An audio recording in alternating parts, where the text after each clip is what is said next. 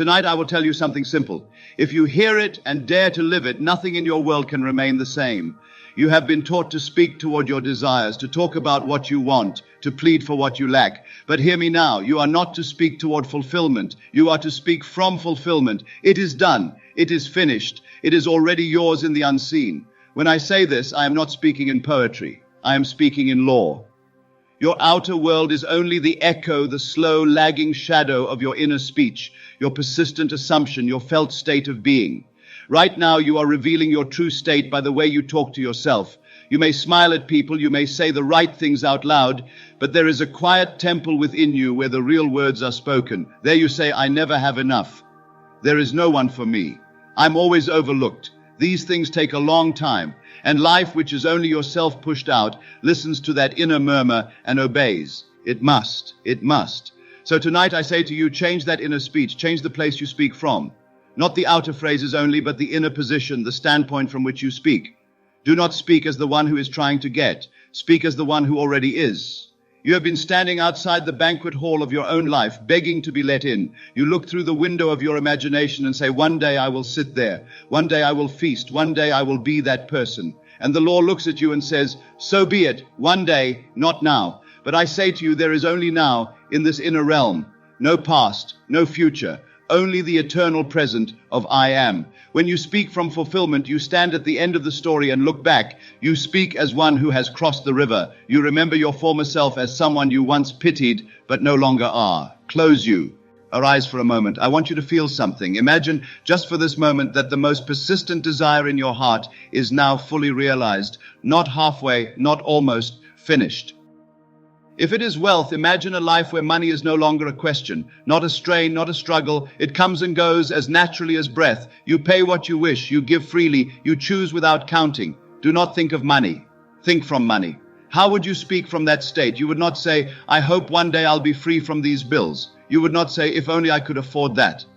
From fulfillment, you speak differently. You say, that is taken care of. You say, everything needed for this is already provided. You say, of course I can. It is already mine in essence. Notice the tone. Notice the quiet certainty. This is not pretending in the childish sense. This is choosing a state. This is living in the end. You are not a beggar at the door of life. You are the operant power. Once a man came to me in great distress. He said, I am down to my last dollar. Everything is collapsing. I don't know what to do. He had tried every outer effort. He had tried worry. He had tried fear. He had tried self-condemnation. So I asked him, if this problem were entirely solved, if you were a man of great means, how would you go to bed tonight? He was silent. He wanted a method. He wanted a list. He wanted something to do. But I simply asked again, if you were already the man of wealth and ease, how would you fall asleep? What would you say to yourself? What would be your feeling as your head touches the pillow? Finally, he said softly, I would feel relief. I would feel gratitude. I would feel it's handled. I would think about what to create, not what to fix. I told him, then tonight, be that man. Do not reach toward him. Be him. Speak from his mind as you drift into sleep. He did. He returned later with a different story, a seemingly chance meeting, a forgotten connection, an offer that had never occurred to him before. Within weeks, his finances were not only repaired but elevated far beyond what he considered possible. What happened? Did the outer world suddenly gain compassion? Did fate suddenly decide to be kind? No. He stepped into another state. He began to speak from fulfillment, and the bridge of incidents formed itself. You must understand this. You are not responsible for the how. When you assume the feeling of the wish fulfilled, life rearranges itself to mirror that state. The sequence of events, who calls, who appears, what door closes, what door opens, is not your burden. Do not ask how. Do not strain to manage the bridge. Your only task is to live in the end, to feel from the goal, to speak from the accomplished fact. Now, let us go deeper. You may say, but I don't feel it. I don't feel wealthy. I don't feel loved. I don't feel well. Of course you do not, and if you insist on looking at the evidence of your former states, your senses are loyal servants of what you have previously assumed to be true. They show you the harvest of yesterday's inner speech. But hear me, appearances are shadows of former states. They are not commands, they are echoes. If you continue to bow to the echo, you will never sing a new song. Feeling is the secret. Not the feeling of I want this, but the feeling of I am this. the feeling of completion, the feeling of rest. Imagine again, if your body were radiant with health, if every organ sang harmony, how would you walk? How would you sit? How would you breathe? You would no longer scan your body for problems. You would no longer talk to others about symptoms. You would no longer wake up dreading what might go wrong. You would give thanks for your strength. You would plan your day with confidence. You would move with ease, like a person whose body and mind cooperate gladly. From fulfillment, the inner language changes. A woman once came to me with a report from her doctor that terrified her. She repeated the words over and over as though they were a curse carved into stone. I said to her, "Whose word is final in your inner world, the report or your assumption?" She looked at me confused. She had given all authority to the outer. She had made the outer voice God. I told her, "Tonight, when you lie down, close your eyes and hear a different report. Hear the doctor saying to you, 'It is all clear.' Hear it vividly. Hear it as if you are remembering it, not hoping for it. Let your tears be tears of relief, not of fear." She did this night after night, even while her body seemed unchanged. Her world had not yet received the new command, but she persevered. Then one day the actual words fell upon her ears. "Everything is clear, there is nothing to fear." The outer arrangement, the test, the procedure, those were the bridge. But the cause, the seed, was her willingness to speak from fulfillment before any evidence appeared. Do you see? You are not trying to overpower the world. You are simply refusing to let the world dictate your inner state. You may say, "But what about love? What about this person who has left me, who does not see me, who does not value me?" Again, you have been speaking from lack, from abandonment, from rejection. Your inner conversations with this person are filled with pleading, accusation, explanation, defense. You talk to them in your mind as one who is not chosen, as one who is wronged. And life, being entirely obedient, must show you scenes that match that state. Tonight, if you dare, change the state. Close your eyes and step into the feeling of being deeply, unquestionably chosen, not by one particular face alone, but by love itself. Feel what it would be like to be honored, cherished, wanted. From that state, speak inwardly to this person, Jason, or to the idea of relationship itself. As one who is already beloved, you would not beg, you would not chase, you would not cling. From fulfillment, you might hear them say, "I am so grateful for you. I have never felt so at home." You might find yourself saying, "I know, I am grateful too." No drama, no strain, just the quiet, gentle dialogue of two souls who know they have found their place. You are not forcing anyone against their will. You are changing your own concept of self. You are ceasing to be the one who is overlooked and becoming the one who is desired and respected. And as you persist in that state, the world must echo it, sometimes through that same person, sometimes through another, but always in a way that reflects your new inner identity. State is everything. You do not get what you want, you get what you are. This is why speaking from fulfillment is so powerful. When you speak as though it is already done, you assume the identity of the one for whom it is already done.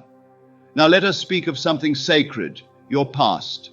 There are memories you carry as prisons, moments of shame, of betrayal, of failure, of humiliation. You revisit them and say, "This is why I am this way. This is why things do not work for me." You think your past is fixed, and in a sense, the outer image of it is.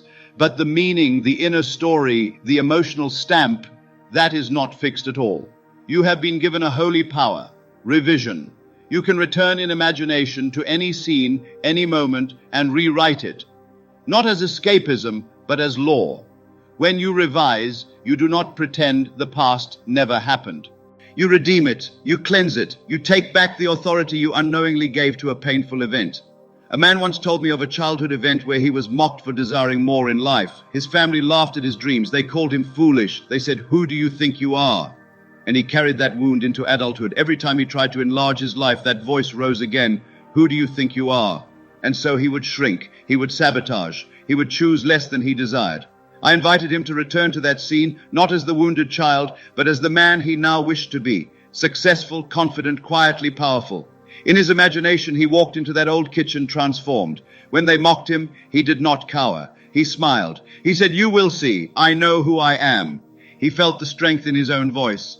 He saw one person in the room soften, another fall silent.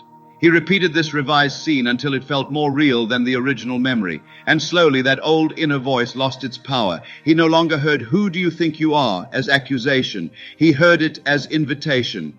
Revision did not change the recorded past, but it changed his relationship to it. And because his inner story changed, his outer life followed. Do you see? Even the past must bow to your present assumption. Life is not punishing you with old events. You are unconsciously reliving them, speaking from them, feeling from them. But tonight you can decide, I will not speak from the wound. I will speak from the healed.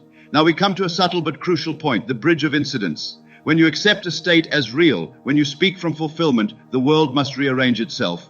But it rarely does so with thunder and lightning. It rarely comes in the form of instant, visible transformation. Instead, a quiet sequence of events unfolds. You meet someone, you lose a job, you receive a call, you are delayed here, diverted there. A plan fails, another arises. You may not see the thread, but there is a thread. It is the bridge that connects your old state to your new state. If you judge each event by itself, you may panic. You may say, this is going wrong. This is not what I asked for. But if you remain rooted in the end, if you keep speaking from fulfillment, you will see later that everything was moving in perfect order. Once, a person assumed promotion in their work. Within days, their department was dissolved. Their position was eliminated. They said, see, it does not work. I imagined more, and I received loss. But I told them, do not turn back. Do not rewrite your inner speech according to this temporary thing. Remain in the end. They did. They kept returning in imagination to the feeling of being elevated, of having greater responsibility, of increased compensation, of deep satisfaction. Soon after, a new opportunity appeared in a different company, one they had never considered. Within a short time, they found themselves in a role far exceeding the one they had thought they wanted. The dissolution of the old job was part of the bridge. It was the necessary dismantling of the lesser to make room for the greater. Had they surrendered their assumption at that moment, had they decided it failed, they would have cut the bridge. But by remaining in the state of fulfillment, they allowed the sequence to complete itself.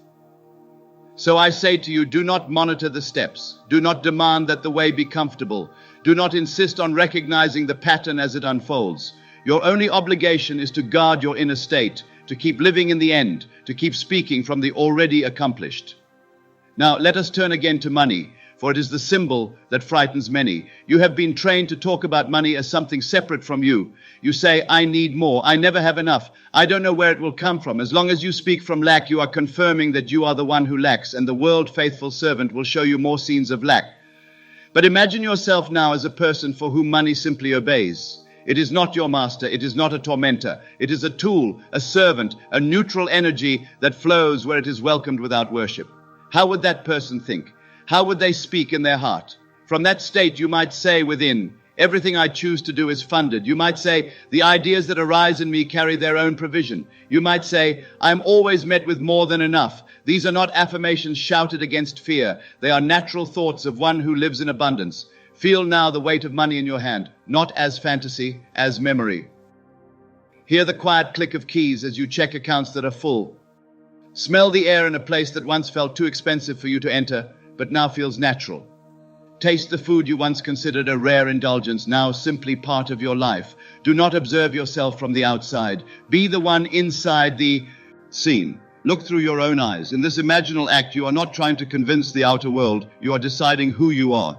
Once that decision is made and held to, the world must yield. It must. It must. Now consider love again, but deeper. You may believe that your loneliness is caused by others, by their blindness, by their cruelty, by their fear. But your world is yourself pushed out. Your relationships reveal your assumption of self.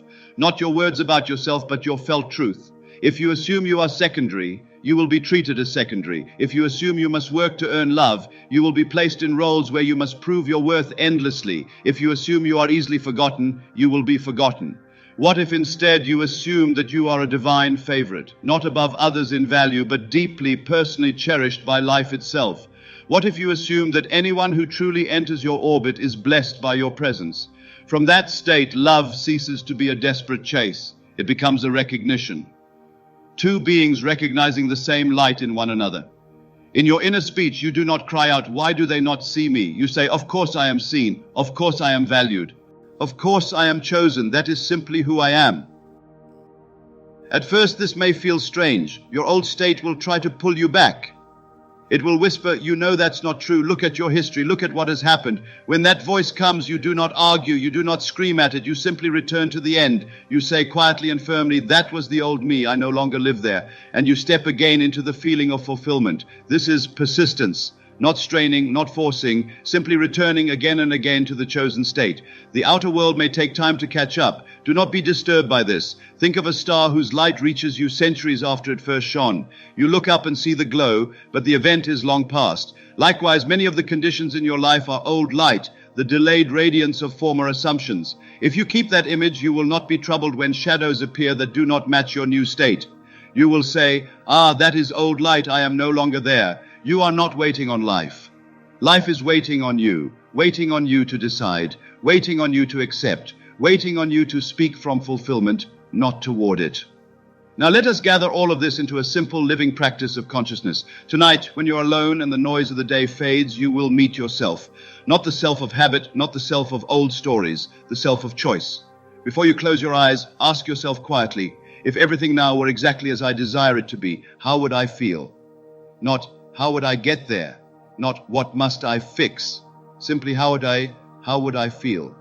Would you feel relief, gratitude, power, peace, joy? Let that feeling rise. Do not force it. Invite it. Then let a simple scene appear. One that implies your wish is fulfilled. It may be a brief moment, a hand shaking yours in congratulations, a voice saying, we've approved our side.